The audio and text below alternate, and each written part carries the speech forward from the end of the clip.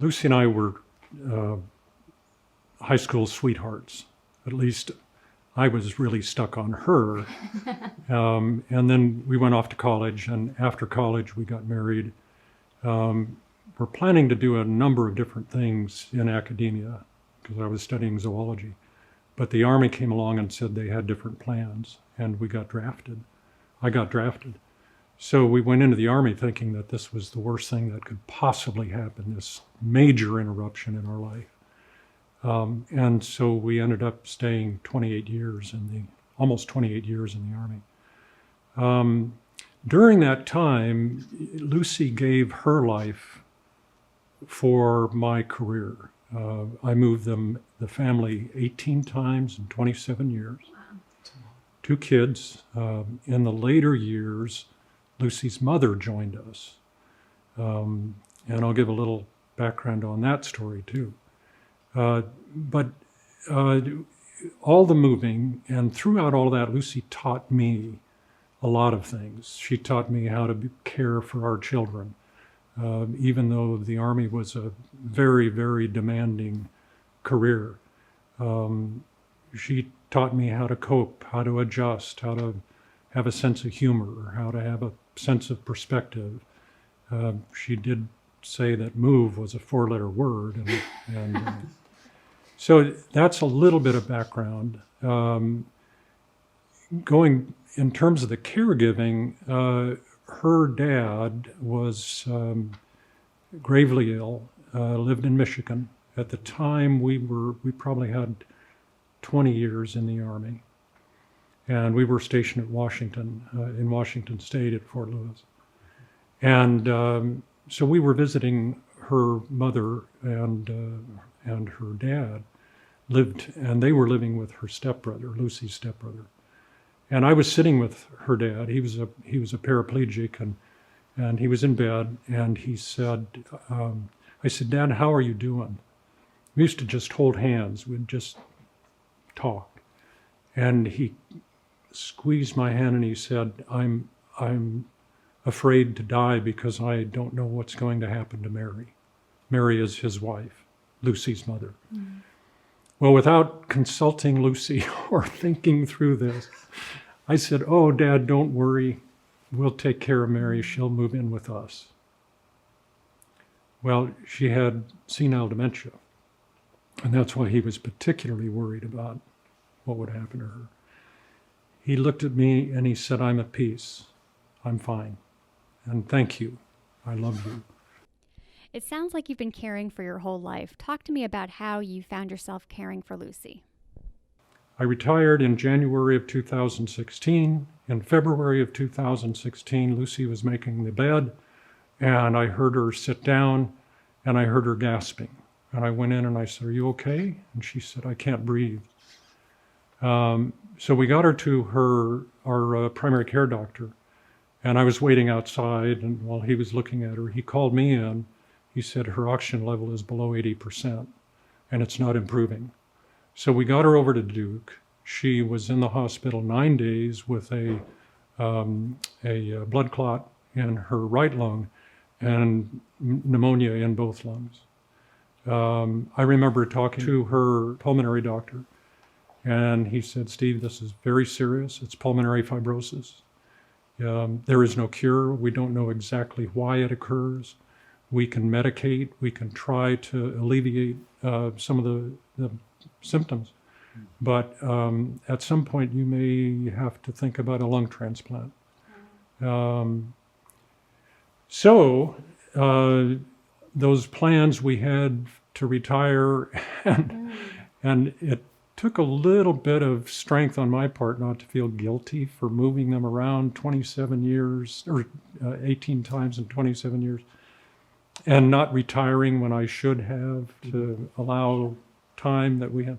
On the other hand, we did a lot of traveling. We lived in Europe. We did a lot of different things. And so neither of us got into that, "Oh, woe is us." And I remember talking to a very good friend, and he said, "Oh, this just seems so unfair that this should happen before you really had a chance to enjoy retirement." I said, "No, we're not going to go there. This is not unfair. We're in our 70s. We've been married almost 53 years, 2 wonderful kids, 3 wonderful grandkids. That's a very fair life, as it is right now. Sandy Hook was not fair. Right. But having to adjust your life because one of your loved ones needs you, that's fine.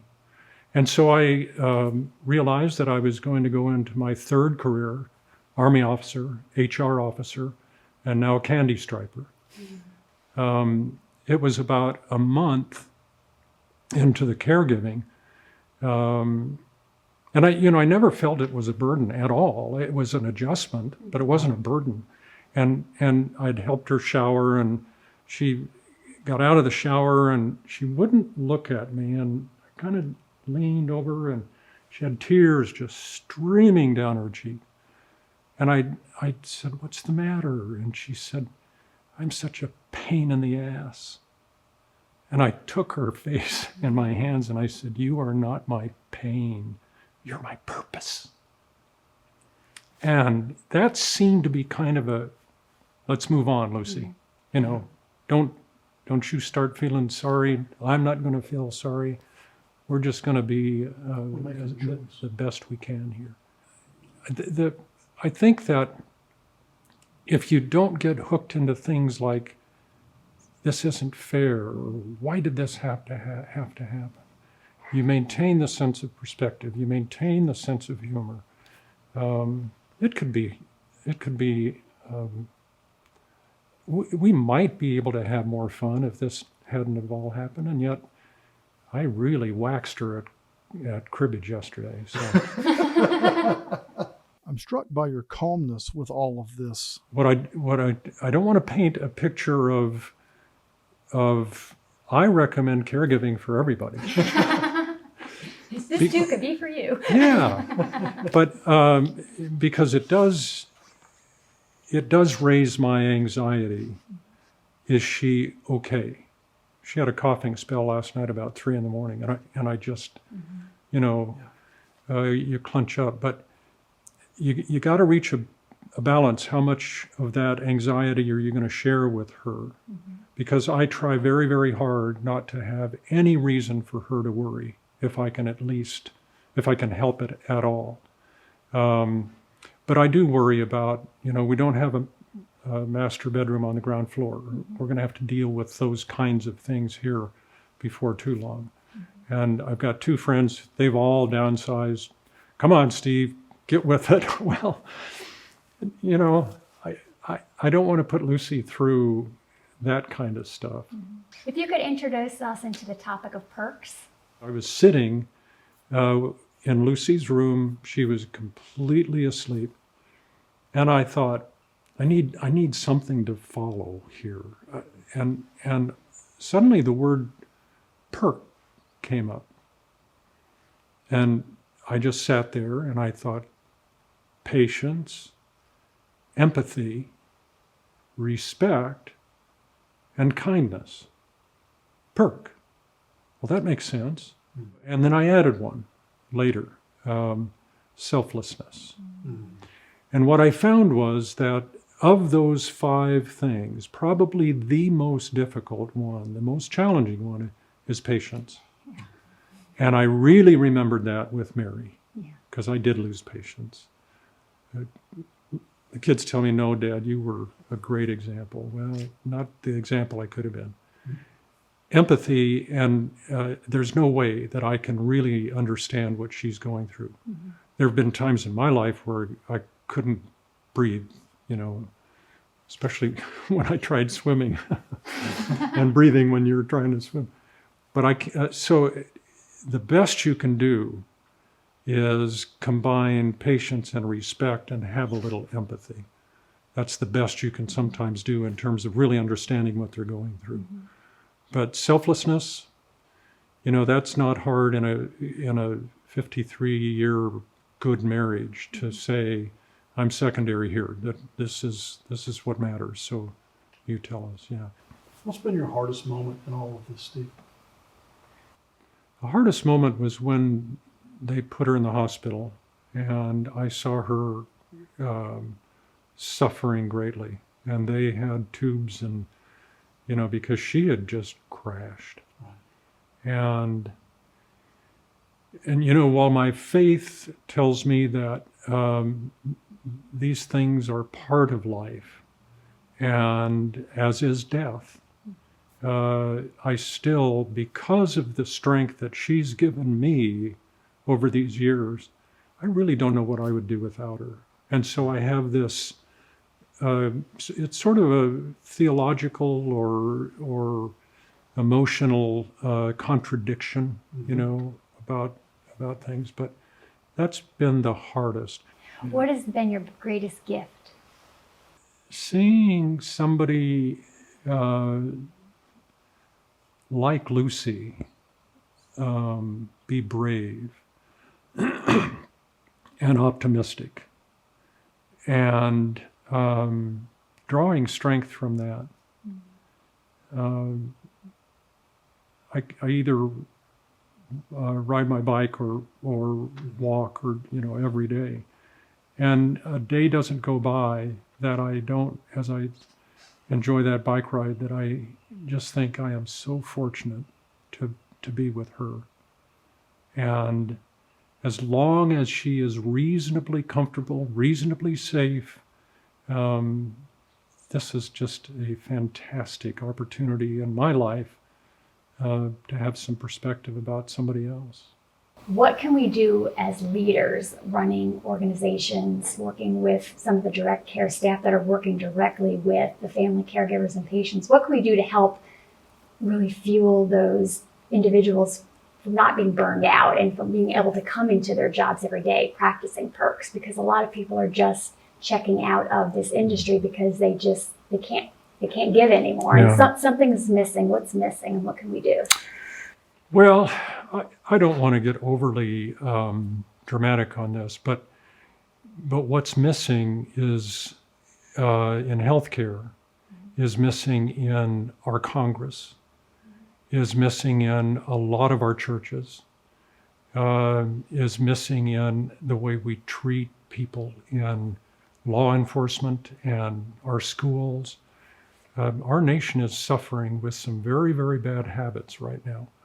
And what is missing in our Congress and in healthcare particularly is collaboration, cooperation, coordination, I guess.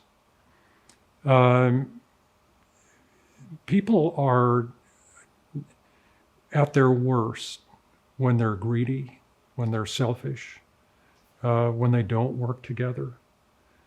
The thing that I think I mentioned it, but what I appreciate so much, people understand who's giving the care and why is the care. And if you do that, there's a major outcome of that.